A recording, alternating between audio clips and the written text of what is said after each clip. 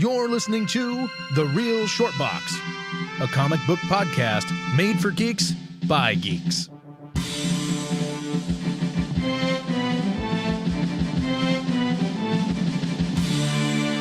Welcome to The Real Short Box. My name is Kevin the Pontificator, and to my left is the Honorable Donald. And in front of me sitting is a special guest who's returning for the second time, a gentleman of integrity and honor. Someone that needs no introduction. Doesn't need much of an introduction, but he's a talented man nonetheless. His name is Darren. Gentlemen, thank you so much once again for having me. I feel like with the theme of today's show, we should... I'm sorry, I don't mean to spoil this for all our listeners out there, but we do not have a live organ. But if you could just do a little post-production with one of those creepy organ chords, that would be outstanding. All right, cue that now. There it is. You know what I was thinking of? Remember that cartoon back in the day, like the bootleg version of the Ghostbusters cartoon? Like, Are you talking about there was the real Ghostbusters? the Ghostbusters? Yes. So then they actually, the better version, the more cooler version was the real Ghostbusters. But if you guys remember back in the day, like that fake one, it did have one cool thing about it. Like when their villain was about to send out the ghost Primeval, he would hit that organ. It was like a cool sounding organ before the ghost got launched out. That I was thinking about that when you said that. We should have some kind of like creepy organ theme. That'd be like a perfect one, like a very brief organ sound. Specifically for this episode. Now, when you talk about, the value of early Cabbage Patch Kids doll episodes, yes, you should probably not have the creepy organ. That's true. Right. Maybe a lute. I'm actually going to, you guys, if you want, I can use my organ to make some creepy sounds. Oh, boy. What do you think? Yeah, see, I should have not opened the door for that one. But, this is how it works sometimes over here at the Real Short Box. Well, not to be confused with the real Ghostbusters. Well, you know the mind of the real Donald. Mm-hmm. Indeedy do. It's healthy. Not for the children, though. No. There's better sources of protein, folks. Why are we here today, Darren? We are here today because there are just some folks that cannot let go of the Halloween holiday. And this is... Like me, yeah. Definitely like you. I mean, I can tell just by looking around the lair here today, as we call it. It's still covered in cobwebs and all kinds of paraphernalia from Halloween. Just old, and those are bongs. And folks of our generation, what is our generation again exactly? What do they call us? We're in the middle. We're the Zennials. Zennials, okay. Oh God. We're basically a combination of the best of the Generation Xers and the worst of the Millennials. Oh, okay. That's an interesting way of putting it. But moving along, as we always do here, if you are a Zennial, you must be familiar with Tales from the Crypt. Now, you guys will go in much depth in regards to the comic books, and I will definitely talk about the Tales from the Crypt television show that aired on HBO, specifically the style, artistry, and inspiration of it. Indeed, and that goes back nearly 30 years. The TV show. But first we have to talk about the inspiration for the Crypt Keeper himself, which would have been Kevin, your mother, am I correct? That is a very cruel thing to say. Man, you know what? After this broadcast is complete, I'm going to have a little talk with you. Donald, my fists are going to have a little talk with you. Donald, if you weren't paying me, I would say something about that. Matter of fact, I see Darren is putting his fist up too. See, he understands. You see, yeah, that's just a fist you. Yeah. By the way, breaking news, Bret Hart has survived cancer. Oh, thank God. Great. We need the hitman. Yeah. Moving along. Oh, we saw Jake the Snake Roberts, by the way. You did? Yeah. Yeah, not too long ago at the Los Angeles Comic Con. Did I tell you I wrestled Jake the Snake Roberts? You did not. Yes, I did. You did? It was a 4.5-minute match. Amazing. Who won? Oh, of course he won. And you survived to live to tell the tale. How did you... it must have been a low point for him or a high point for you. Did he DDT you? He did DDT me, yes. The match was roughly 4.5 minutes. That must have hurt like hell. Oh. He's a big man. He's 6'6". Yeah. Yeah, it was at the mill in Austintown.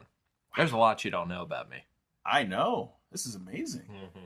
Oh my goodness. That is actually pretty amazing. This is going to be something that wrestling fans need to know about. And I'll be for a future podcast. But All about Jake the Snake. all about just say, Don't you love how we're like one long advertisement? We're like one long commercial for the next podcast. It's kind of like, Marvel comic movies. and that's the way it should be. It's true. And We're but- post-creding it right now. And that's why people should subscribe to our podcast. Yeah, we're on iTunes. And Instagram. And YouTube. We're everywhere. We're everywhere. Yeah. But anyway, getting back to the point of this podcast, let me discuss briefly the comics, the EC Comics history. Yeah, tell us how that came. How did EC come about, Kevin? Well, it was created by a gentleman named Max Gaines in 1944. He was one of the originators of the comic book form itself. He worked on Famous Funnies. Oh, okay. Yeah. Famous Funnies. And he also worked at All American Comics before it was bought out by what would later become DC Comics. Mm-hmm. And when he started EC Comics, it was known as Educational Comics because his stories originally that he wanted to create or produce. Oh, that's right. Wasn't there like a Bible one or something? I was just about to say it, yes. Okay. Yes, it was about picture stories from the Bible. So basically, Bible stories, history stories, science stories. It basically, as we call it, educational comics. He wanted to educate the youth of the day on these topics. And unfortunately, he did not live very long to see the company through. He died 3 years later in 1947 in a boating accident. And his son, William Gaines, took over. Reluctantly. Didn't really want to do it, but he did it anyway for the family business. Mm-hmm. And he renamed EC Comics Entertaining Comics. An entertaining comic, right? Yes, Entertaining Comic. Yeah. Now this is where it gets good. Yeah, this is where he gets good. What he decided to do, he decided to do something a little bit different. He decided to produce horror comics. Jesus would have wanted that. Jesus would have wanted that. Suspension comics, science fiction, military fiction, and crime fiction. So like suspension of disbelief, or like you're getting your nipples clamped and like hanging. A combination of the two. All right, fair enough. Fair enough, sir. And what he did in this rebranding of EC, he hired two very special editors, Al Feldstein and Harvey Kurtzman. Oh yeah, okay. The Felts. The Felts. Yeah. And I'll go through a list here of some of the artists that he hired that are very popular. There was Frank Frazetta, Joe Orlando, Al Williamson, Basil Wolverton, Wally Wood. Such names as that. They helped create a stylistic art that EC was known for. I used to live in Wallywood. Did you know? Oh God. That had to be uncomfortable. Well, Anyway, back to EC. This is very fascinating stuff. Yes, it is. And what's really cool about Thanks for agreeing with me. What's really cool about EC was after reading this, I could tell Stanley had to kind of rip off some of the stuff just a little bit, some certain ideas, or borrow certain ideas later on in the 60s. Yeah. He basically, EC had their own fan club that later Stan Lee would have for Marvel Comics. Mm-hmm. He also would give credit and hype up the different artists and writers for each book. That's nice. That's nice. That's really nice, actually. Because back then, not many people got much credit for what they did. Yeah, I think there's probably still some comics out there now that they don't know who the hell did it. Exactly. We think it's this guy. We're not sure. Yeah. So EC, they took a different approach. They kind of, treated their staff a little bit more respect. Nice. The freelance artists a little more respect. And they actually, William Gaines encouraged the guys to actually, follow your style. Everyone had their own little thing, do your thing. And what's amazing about the artwork, you remember the artwork of EC, like Tales from the Crypt, the Vault of Horror, was very distinctive. Very distinctive artwork. Especially in comparison to the other comics of the day, like Millie, Millie The Model? The Model or something like that. The artwork was more realistic. I mean, you actually saw the emotions on the face. Very powerful. And the stories were outstanding. That's why, as you know, I always, when we go to Comic-Con, I always make sure I pick up a couple of EC books to add to my collection because you learn so much. Each story, very detailed, very meticulous. Yeah, I think Marvel also took from that, too, because each story was so much story. There was so much writing in it, so much description. Yes. And Marvel ended up doing a lot of that. Like, they're very descriptive, yeah. And it's just an amazing thing. I mean, let's look at three very popular ones. Three characters that came from it. You have the Vault Keeper, the Crypt Keeper, and the Old Witch. Yes. Now, the Vault Keeper looks just like a dirty old man. Yes. The Crypt Keeper looks like a really psycho homeless guy. Yes. And the old witch definitely looks like an old witch. I think, Darren, you would scream your lungs out if you woke up in the middle of the night and saw the old witch staring straight at you. How do you know what I do in the middle of the night? Well, you look like a man who, you know... You don't have to go there. Get those. We're going to take all those visuals and put them in a bottle and just throw that in the ocean. How's that sound? It's going to wash up on some beach, Darren. Yes, probably. Please continue. And there were some other titles that were out during the time of the early 50s. Was there Weird Science? I was getting to that, but yes, weird science, weird fantasy, basically science, space operas. Is a weird fantasy like if you like sitting on like sharp objects or something and you just shove them right up your asshole? Is that like what weird fantasy was about, or no? No, not really. I think you're thinking. I'm not interested then. Never mind. Now, real quick question: a lot of these were primarily like gained their popularity in the 1950s. Was there an effective cross in these books between horror and science fiction?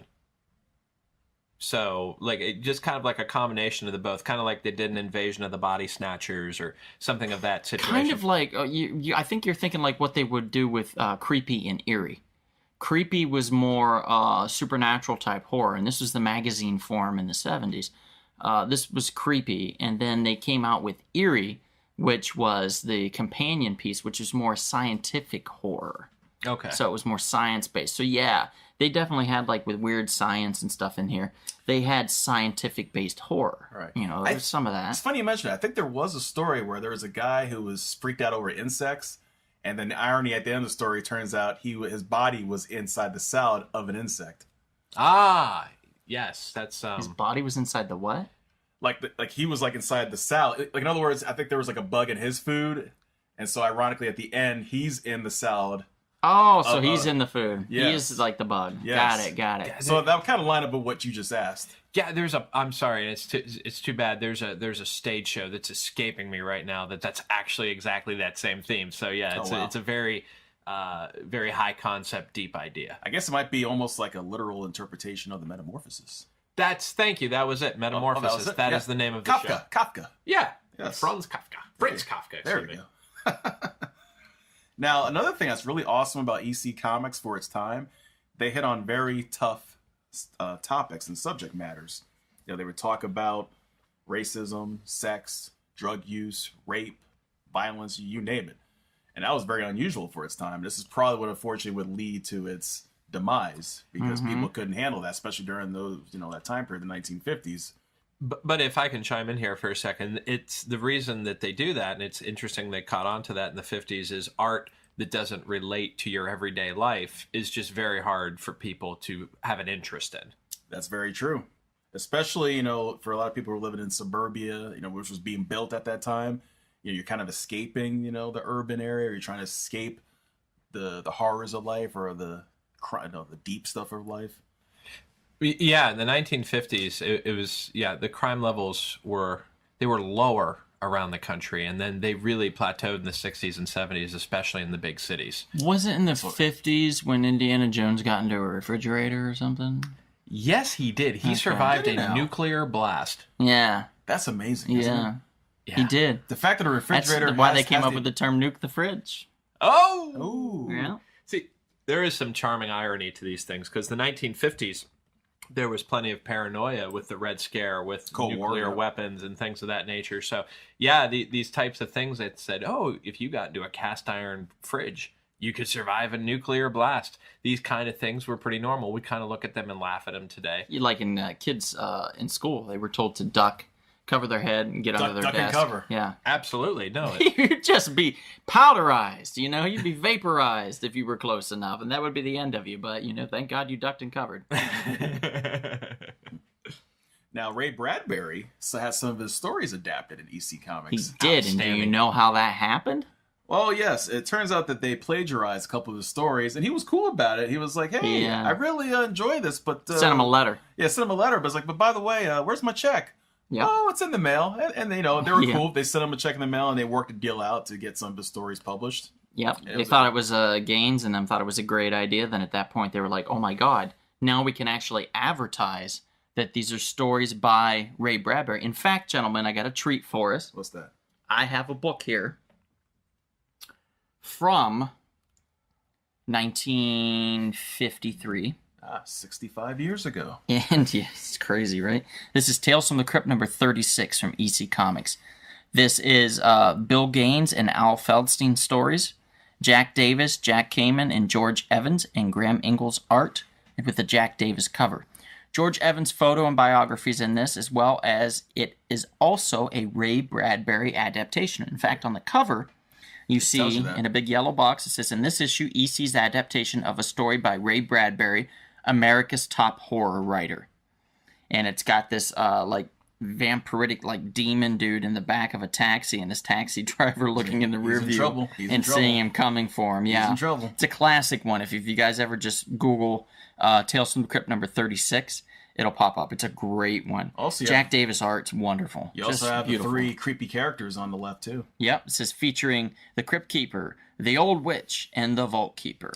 That Ray Bradbury is pretty famous. Yeah, He is. He's done a few things. Yes, he has. I don't know if you know that, but he's done a few things. You know, it's funny, too, because I really like the book Fahrenheit 451. Me too. I don't believe an on-screen adaptation is ever going to effectively get what the point was to that book. It's just not... You know, there were a lot of books that were not written to be movies. Right. You know, whereas, like, you know, that's the interesting thing about comic books. The comic books were inspired by movies, and now, in many ways, they've kind of not only saved movies, they've taken them to a whole new level. That's very true. Yeah, and the best part about comic books being turned into movies is you already have your storyboards. Yeah, that's very true. And sometimes some of these studios don't realize that. Yeah. Oh, They're just trying to be Warner creative. Brothers. They're just trying to be creative. Let them be creative, Kevin. It is a creative industry, is it not? You know, they have to make sure to hit that age group of between 9 to 10 of people that prefer, you know, the color red to the color blue, or any other insane demographic. Just let them hit it, Kevin. Let them hit that demographic. Yeah. Very well. Make them let them happy. touch and grace that demographic with their creativity. Make them happy, Kevin. Now, what saddens me about this era is only lasted about maybe five years at most, this era of EC. Mm-hmm. Because, unfortunately, a Dr. Frederick Wortham What a piece of shit. wrote a book called Seduction. I call him Worthamless. Yes. That's almost clever. You should hear his voice. What it sounds like in Yeah, real life. like that. You sound like an otter, like eating food. No. Or a porcupine eating a pumpkin. No, an otter sounds actually better. Okay. But Dr. Frederick Wortham wrote a book called Seduction of the Innocent, and we touched upon that book in an earlier pod. But EC suffered the most from his book and public outrage. Because he stood up.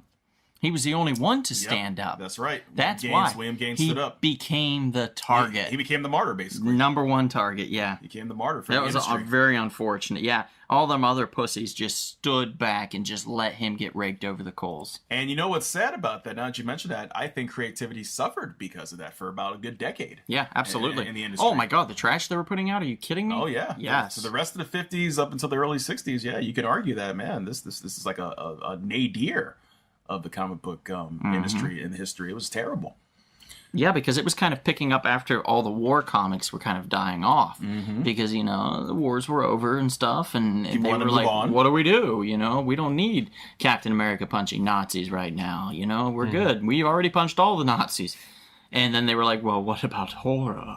You know, and then they're like, oh my God. And it made perfect sense, again, Yeah. for that Cold War era. Yep. It worked too because in the 50s and 60s we had a lot of technological prosperity that we had not quite seen before. You know, Sputnik. You know, many people say that if you had died before 1945 and were reborn today, you would literally think you went to heaven, so to speak, because It's true. the conveniences that we have now and the technology is outstanding. And a lot of this, of course, started in the 50s and 60s with That's correct. things as simple as a microwave That's correct. or, you know, a toaster oven. Everything's been built upon something else and improved over time. Yeah. I mean, computers used to be the size of, you know, office buildings. Did you know my great-great-grandfather actually, he owned a microwave? You don't say. Yeah. Oh, wow. Yeah.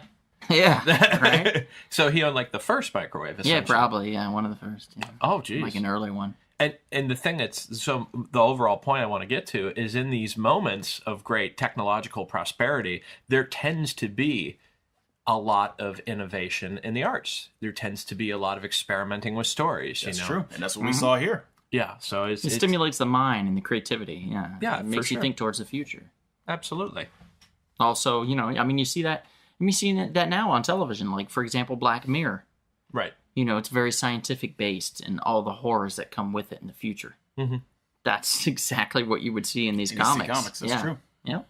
Now, the one thing that did keep EC afloat after they had to basically dismantle their horror line and science fiction line. Kevin, don't make me mad. Make you mad. All right, go ahead. You'll figure it out. Ah, Kevin had Silly. a pregnant pause there. silly. Yes. Oh my goodness. Forgive me. That's right. Mad Magazine. There we go. Satire. Ding, ding, ding. Mad Magazine. Was it Alfred P. Newman? Yes, Alfred E. Newman. Why did I say P. Newman? I was saying, you might be right. E. Yeah, Newman. pretty sure it's E. You know, that goofy looking face? Mm-hmm. That is. What, me worry? Yeah, me worry. Yeah. I mean, that's the one thing that kept the company afloat because they're able to go in that direction. So it was kind of smart. He would take his politics and just rebrand it under the Mad Magazine line. Yep. So William Gaines, you have to say, was definitely a great innovator, very clever, along with, like I said, Al Feldstein. They knew how to adapt to the times.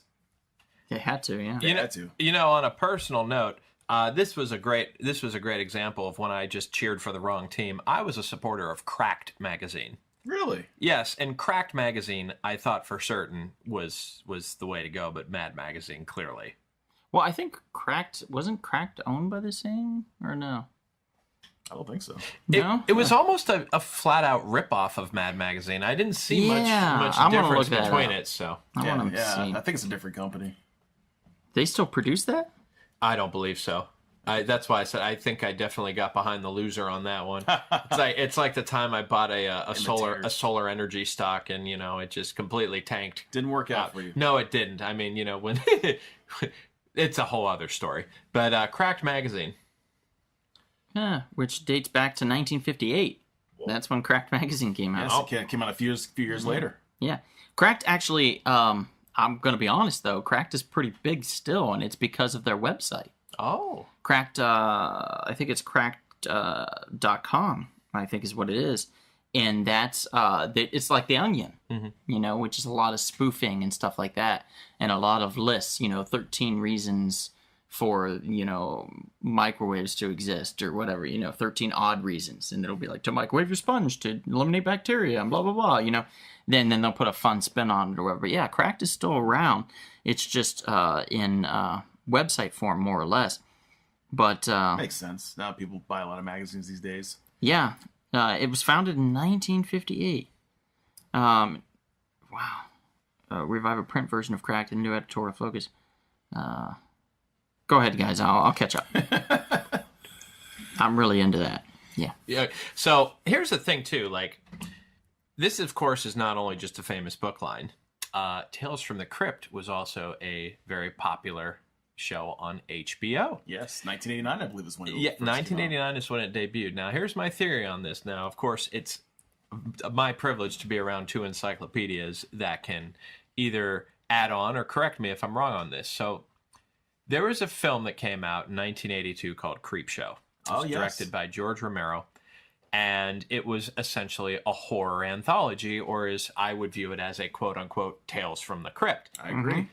Now, I would suspect that the first film that was made in 1982, the second in 1987, was a major inspiration for people to potentially do a show like Tales from the Crypt. I wouldn't doubt it. So, I'll tell you, what is very interesting about this series and this whole idea, there is... this was kind of the first time I had ever seen a production of horror that, to me, I did not find scary per se. At times I would find unsettling, but not really scary. I found Tales from the Crypt, or what was the movie? Creep Show? Creep Show. They're both very similar in tone. But what I really thought that was so stylistically innovative about them is they didn't really scare me, but they took horror and turned it into dark comedy, into irony, into as you would so eloquently say, Kevin, showing the protagonist always getting their comeuppance. Yes. Because these are not decent people. No, they're not. That are the protagonists of these episodes of They're Tales from the jerks. Crypt. They're absolutely jerks. There's a lot of humor in watching the way that they unfold, the way that they do or exist in their own world. And that, to me, has had a lot of inspiration in the art world. Taking that kind of humor, almost, I don't want to say self-deprecating so much, but taking that type of humor and really innovating horror. If you look at the Scream franchise, Oh, yes. how much of the Scream franchise has irony, has this kind of dark humor, instead of just legitimately trying to scare you? And I thought that these kind of bizarre scenarios that would come up in Tales from the Crypt, and I mean just way, way bizarre scenarios that would come up, or, you know, I love that example in Creep Show, the first part where a guy comes out of the grave because he wants a cake for Father's Day. There's, of course, many hidden messages about people treating their fathers poorly, and their fathers maybe deep down didn't care for them that much because of the way that they treated them. You know, I gave you this, I gave you that, and look at how you treat me, kind of thing. And I just found that I just feel that that kind of bizarre scenario, which to me is very out of left field, has so much relevance in how people live today. So that's kind of what I always liked about Tales from the Crypt. There was something very creative about it. There was something very bizarre that gives interest to you as a viewer. And I agree. And what was good about Tales from the Crypt at the very beginning, they had some top Hollywood producers and directors involved. Yes. First time directing for Arnold Schwarzenegger. Yes. It's funny. Disc. It had only 6 episodes on a disc when the DVDs came out, of course. But the first season only was 6 episodes long. And then what is actually great about when they came out with this DVD for Tales from the Crypt, specifically for season 1, is that the second disc that came with it was the special features, and on those special features is a wonderful documentary on Gaines and the history of EC Comics. So what we're doing is kind of giving you a loose background story of pretty much everything that you would get if you watched the episodes and if you watched the behind the scenes featurettes and stuff on these discs. So it's very interesting that right out of the gate they put that on there, and they gave credit where credit was due. That's mad respect for me, like, to be able to do that. I really appreciated that when these DVDs came out. Yes, and one thing is, this is a random memory I have. There were a lot of shows when I was younger, so like Tales from the Crypt, I didn't really watch much when it came out for the same reason there were other shows. So there's like these smaller shows that are maybe not as popular as your normal shows. So they would only run reruns on them on like random, you know, cable networks at like midnight and stuff. And I would stay up so late to watch these things, and I'd always fall asleep like right in the middle of the first commercial break. And it always frustrated me. So Tales from the Crypt, I didn't get to watch these episodes all the way through until I borrowed DVDs from you. I used to have this same issue with other lesser known shows like Dilbert or The Critic or Duckman, or just these really kind of like odd and shows. And so every time I look at a show like this, that memory pops into my head that I would always fall asleep right after the first part. And it was so frustrating. You have no idea. Your parents allowed you to watch that stuff? Well, what they didn't know probably didn't hurt them. Well, yeah, I mean, we had a very Look at this stuff. we had a very strict rule in my house. That is, if you repeat any of the bad stuff you see on television, you will no longer be permitted to watch it. And they didn't spank you after. you see, there's another one of those visualizations we just need to put in a bottle and throw it in the ocean. Yeah. We don't need you to be thinking about parental spanking. But I mean, like, some of these episodes, just in season 1 alone, remember that one with Santa Claus, the psycho that broke out of the psych ward and had the axe? There's the axe killing Santa dude. Insane. That scared the shit out of me. Did it now? Like, it's still scary now. Watch that episode, dude. You'll probably shit your pants. And if Are you sure? And if you really read into it, about and 80%. And some people read into these things way too much, and I'm probably way off on the concept here, but does Santa Claus not put the figurative Santa Claus not put a lot of pressure on families around a holiday season? That's true. Can he not be viewed in a very negative light by some people? He can be. Exactly. So, I mean, That's there's true. Santa came to Billy's home and got him a bike. Well, Santa got you a drumstick and mashed potatoes, so shut the hell up. Yeah, I get it. Well, at least he could afford the full carton of cigarettes this year. Yeah, so the Tales from the Crypt, I mean, there was this kind of funny era too. And It ran for how many seasons? ran for 5 or 6, right? I think it was 7. It was 7. Okay, so it got I think to it was 4. 7, maybe 8, but I'm not 100%. Do you well, remember?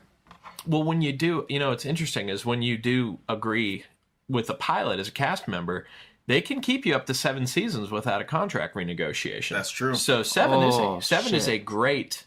That's a magic number then. It's a great number, and the thing is too, and there are a couple people that listen to this show that I'm sure will take exception to what I'm about to say. But in that late 80s, early 90s era, there was some really experimental, almost somewhat bizarre kind of things that Tales from the Crypt fits in, like Gremlins 2 had a very offbeat kind of feel to it. Darkman, a very offbeat kind of feel. And there's something about Tales from the Crypt that is not very traditional. It's All the very Fox offbeat. network alone. I mean, if you look at what Fox put out, they put out originally they put out like this werewolf movie or TV series. They did Married with Children, The Simpsons, 21 Jump Street. 21 Jump. They had these weird off the wall things that just such variation and diversity in a way. It was really. Well, they had to compete with the big 3. I mean, yeah, and I guess by making yourself really weird and different could work, and it did to a point. You're right, got it them was running. 7 seasons. It was 7 seasons, yeah. 7 and seasons, the thing right. is that that whole like that era, there was just so many offbeat things that just didn't. You would kind of take traditional stories and turn them on their head, and they had weird kind of imagery. I always like to talk about Bill and Ted's Bogus Journey, which might have the best production design I've ever seen in a film, but it was strange. It was bizarre. There was definitely a distinct look, and Tales from the Crypt fits perfectly into that era of very extreme close-ups, very over the top. You would think it's campy, but it's way smarter than maybe it appears on the surface. Now I know we've talked about this before, specifically Kevin and I, with the EC Comics and stuff, but there was a big thing because of Wortham talking about the seduction of the innocent and the court trials and stuff, and Gaines being really just scrutinized. There was a lot of, insanely enough, in the 50s, there was a mass comic book burning. Yes. And if you think about it, the parallels alone to that of the Fahrenheit horror, 451. right? The Bradbury writing that, and the parallels to World War II and the book burnings and the Nazis and things like that. It's insane that not more than 10 years later, Barely. maybe, yeah, that this kind of thing would happen on home soil, but no one talks about it as being anything more than what it was. Oh, they just burned some comic books. No, this was parents went out on the streets and threw comic books in piles, So a bonfire. and put lighter fluid on it and lit them on fire. They literally burnt books. And this was okay because it was justified. That's insane if you think about it. If you just look 10 years earlier to what was taking place in these book burnings, I don't care that, one was not exactly the same as the other. It's just you're burning this material. You're burning these stories. In many cases, they have no idea why they're doing it. Yes, they're just following suit. They're just blindly following what someone's telling them to do. I hate to say this, but that's part of human nature. Most people, unfortunately, they think like sheep. I hate to say that. If something's trending, some people want to go with the crowd in order to feel like they're part of something, to be comfortable. They don't want to stand up to something. Okay, I'll just go along. Yeah. Yes, and I agree also too. This is kind of one of the evolution of human beings, as I've kind of seen it over the years, is that there are things that people don't quite understand at a certain time, and they learn over time that I don't think there's really any art now that people will try to burn. that is for controversial purposes. I think that was there was a time, especially Banksy maybe just shredding his own shit, but that's as far as but if you remember there's huge influence in the media, especially when it first came to be. Remember when the War of the Worlds was being broadcast on radio? Insane. And people thought that was really happening, but now 80 years ago, yes. But now we have a different skepticism of media reporting and things of that nature. That's very true. That's true. And so now it wouldn't surprise me. I suspect, I don't know, but it wouldn't surprise me if there were multiple news outlets saying, hey, the reason your kids have problems, aside from the fact that every human being has had this problem for 10,000 years when they're teenagers, it is because of your comic books. And that's simply not true. It is because of the mom and dad in that household. Right. It has nothing to do with the book they're reading. Right. But what's easier? Blaming yourselves and looking inward, or blaming something that's an object, and that can be Well, easy. you're right. You Well, can't fight back. Well, that's the problem. A lot of people like to deflect. Yes.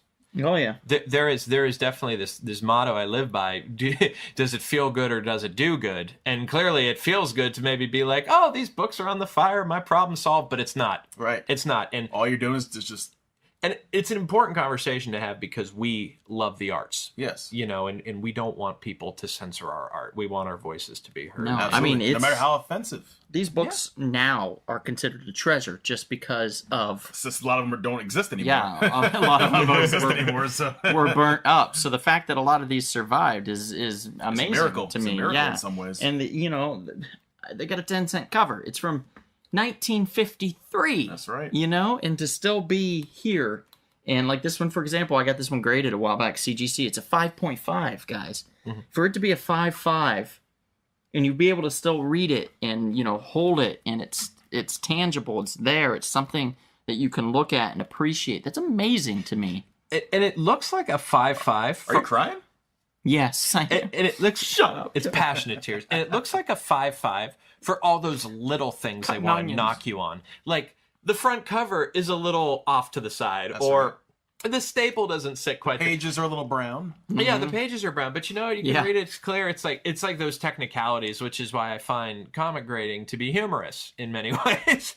Yeah, they can be very critical. It can be very critical, yes. Very critical. Oh, sorry to interrupt, everyone. Just wanted to mention real quick about a shop in Canoga Park, California called Spiro's Heroes. Elliot, the proprietor of the store, has over 300,000 books in what's called the Temple of Comics. That's Spiro Heroes in Canoga Park, spirosheroes.com. Now, have you gentlemen, I think I've only seen a little bit of this, but the 2 movies that came out, the Tales of the Crypt, were the There was more than 2. Only 2 I can think of. There's Demon Knight and Bordello of Blood. No. There were 2. There were more than 2. There were more than 2, huh? Technically. Technically. Okay. Yes. Now, Demon Knight, it took many years for me to see it later. It is definitely a product of the 90s for sure. Right. But there is a great performance in there. Was that the first one or the second one? It was the first one. It was the first one. Okay. But there is definitely a fantastic performance by Billy Zane. You don't say. Oh, yeah. The man who would later become the Phantom and then later become the jerk on the Titanic. Yes, Billy Zane and his very low voice. I can't even get that low, man. I used to play the tuba. I couldn't probably play a note as low as his voice. He's great. Yeah, and it's interesting because he's so easy to dislike in the Titanic, but he's so easy to laugh at in the Demon Knight. Yeah, so there was Demon Knight, and then after that came the Dennis Miller starring one, which was really weird to me. The Bordello of Blood. Yeah, the Bordello of Blood, which is a vampire one. That one, who was the lady vampire in that? Her Is name. that Angie Everhart? Yes, thank you. Supermodel Which is what Angie she Everhart. did for me, let me tell you. Zing, Wow, you were too young to have those experiences. No, my pants were tight. How's that possible? I don't know. She was also the star of another 9.5 Weeks, a movie nobody saw that was highly critically reviewed well. Maybe you didn't see it, sir.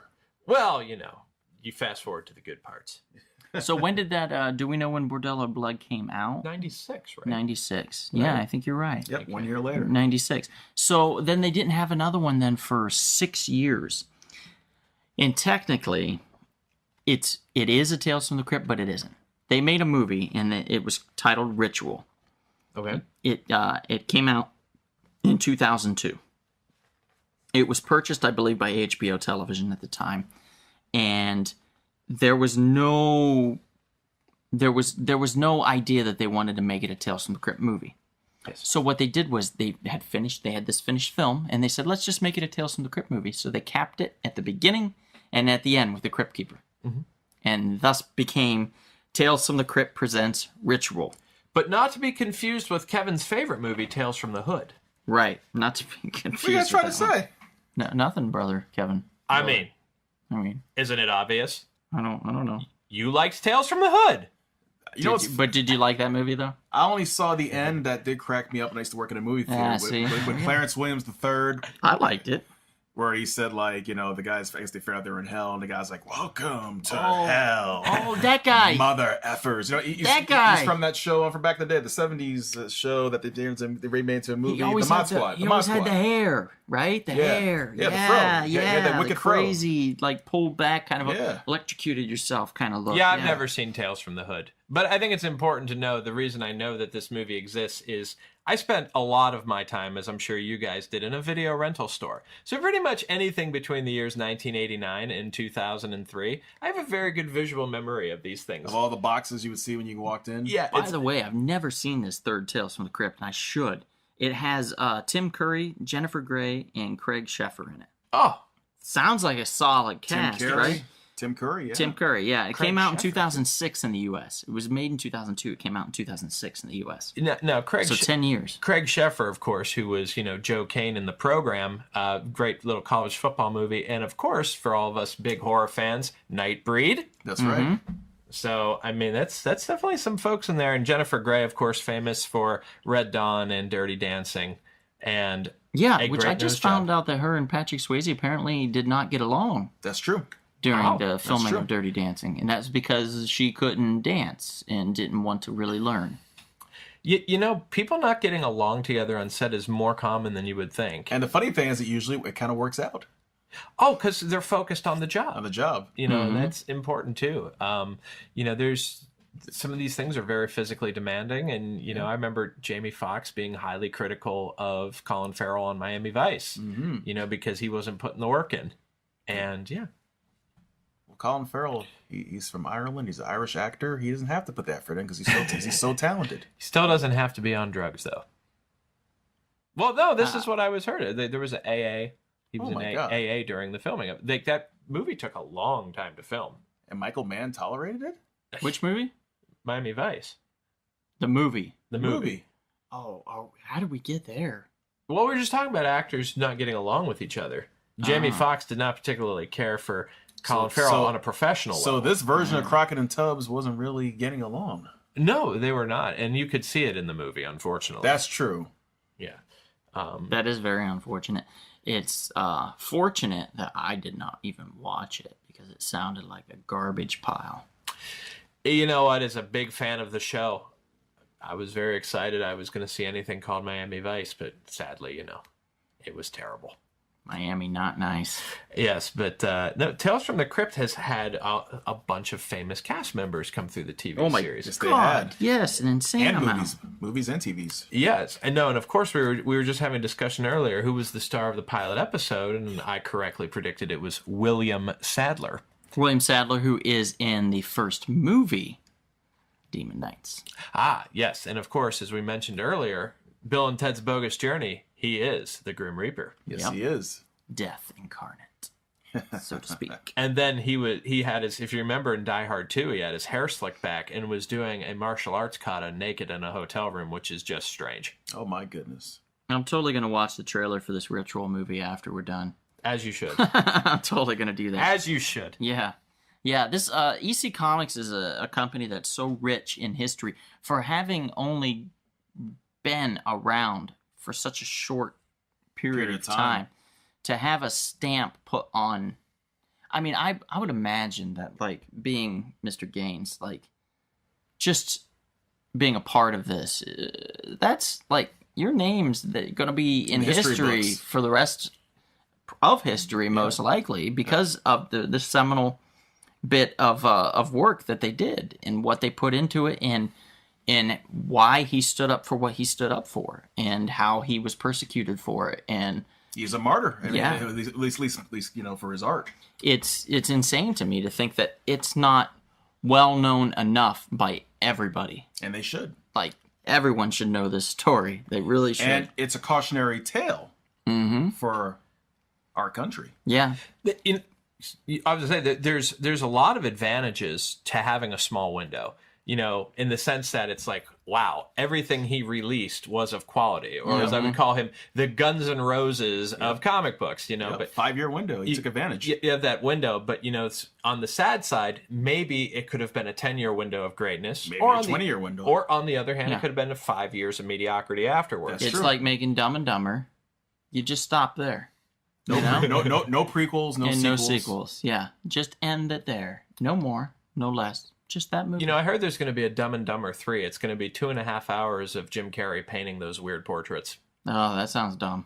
Oh yeah. I don't know what would be dumber, actually. Jesus. I'm sure if we thought hard enough. Yeah, you're right. We'll probably think of something. But yeah.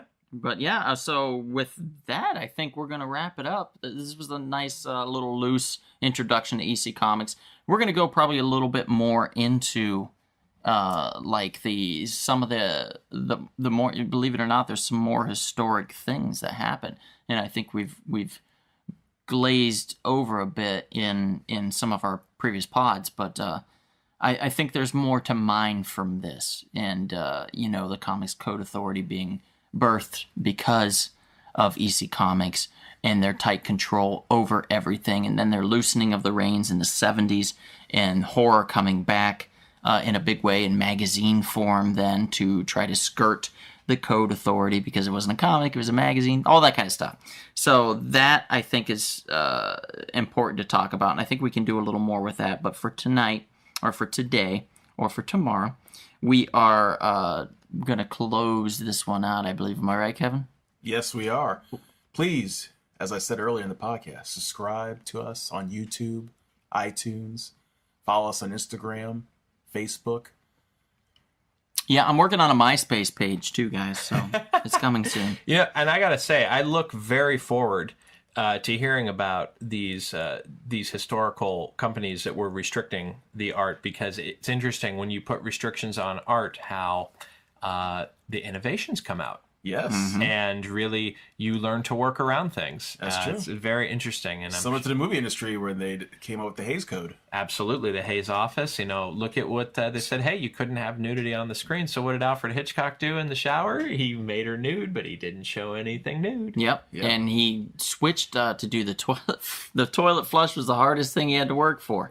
Showing a toilet flush. That was the first time in movie history you've ever seen a toilet flush. Wow. Isn't that insane? That's something. That's crazy. Yeah, it is really crazy. I mean, there wasn't anything in there, but See, you always learn something on the Real Short Box. that's true. We're filled with history and fun, guys. We're so fun. I'm not wearing pants. I think you better put them back on, sir. Sorry about Please that. don't Guys. stand up.